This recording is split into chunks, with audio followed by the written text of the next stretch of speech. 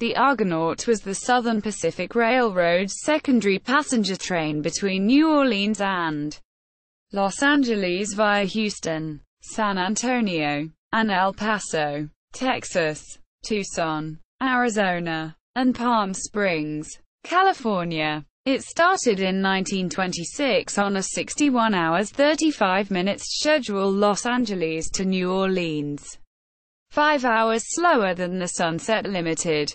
It was discontinued west of Houston in 1958.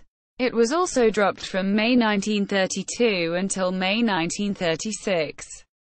In earlier years it carried sleeping cars from New Orleans to Yuma that would continue to San Diego via San Diego and Arizona Eastern.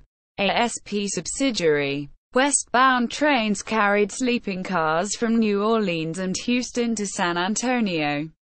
The Sunset Limited was the premier SP train on the Sunset route, and probably on the whole SP system, and the Argonaut was a slower secondary train.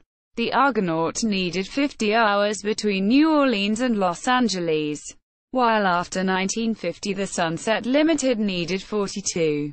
The Argonaut ran Tucson to El Paso via Deming. The westward train usually ran on the EP&SW line via Douglas. Unlike the first-class Sunset Limited, the Argonaut was always a train for economy travel, carrying standard coaches and few standard sleepers, allowing people to travel at moderate prices but with full dining and sleeping car service.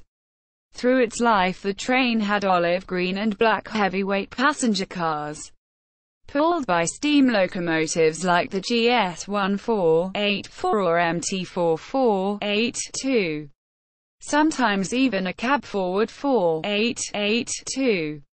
In its last years the train was pulled by EMDF-7 or Alco PA Pepita-Bite diesel locomotives. Additional material from night trains. Johns Hopkins University Press. 1989. See also. Acadian.